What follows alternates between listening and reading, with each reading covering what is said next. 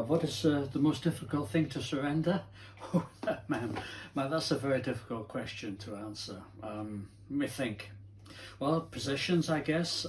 I don't have much trouble with that because I remember when I was 15, my father lost his job, and just overnight we had to move from one place to the other, and I had to leave everything behind that I had. So relinquishing possessions for me is not so much of a problem. I even sometimes give away somebody else's possessions, which gets me into trouble now and again. I guess surrendering your will is one of the most difficult things. We pray kind of every day, thy will be done, but putting that into practice is very difficult. I remember surrendering a good job I had was very difficult, as CEO of a company. To answer God's call to go into full-time ministry, that was really difficult. Probably the most difficult thing to surrender is money. That might be strange. I've been studying it for 35 years and also teaching about it, and yet every day is rather difficult. I understand the tithe, giving 10%, and that's become part of our lifestyle right now.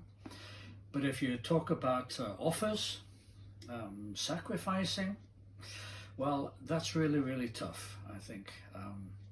But talking about surrendering, the best thing is that I found that during my long years as a believer, that once you do surrender something, you get back far more than you have given. So many times I ask myself, what's the problem? When you realize that the Lord gives you far more back than you have ever given to Him. I think the answer would have to be control. And it's a difficult thing because in the flesh, I want to control the activity, I want to control the outcome. And it's really a struggle of who's in charge. And it requires me to, obviously submit to the lordship of Christ and embrace God's sovereignty. And these things sometimes seem to be intangible. But of course, as we know, when it comes to trusting God, faithfulness, and then obviously obedience through our actions, this is the name of the game. So it's a struggle, and I think that's probably why Jesus said we have to do it every single day. He said, take up the cross and follow me, I think, which is code for surrender every single day. So I try to do that first thing in the morning. I do it multiple times every day, and while it's the most difficult thing to do, to give up that control to Jesus and to let God do the driving, it's also the most freeing, and it's been the most rewarding thing I've found when I can get over myself and my need to control things. The third thing what was coming up in mind is maybe my holiday. It sounds a little bit weird, but if I never will be able to go with holiday, then I think it will be very difficult for me to surrender. And I think everybody has things in his life you really appreciate, and if you have to surrender that can be a real struggle. But then on the other side, thinking about holidays, what is holidays? It's not so important in life, of course.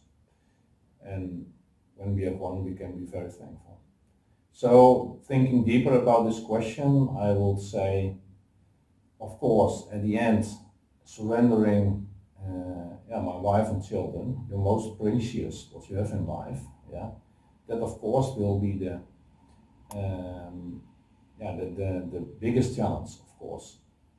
But what I'm learning from this question, and what I also learned in the ministry about this, is that behind that, it's very important to realize ourselves what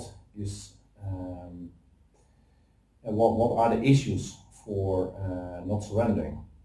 And then in my case, I found out that keeping control of my life, maybe that is the root of sometimes difficulties with surrendering my life. And so on the one hand, it's a struggle. The other hand, what is really encouraging me is that also Jesus himself in the Garden of Gethsemane, he has the same struggle. And when he was in prayer with his Father to surrender also his life. So I think it is human, and we can understand it, but the Lord invites us to really surrender everything, and we only can surrender not as an activity of ourselves, but as an invitation of the love of the Father.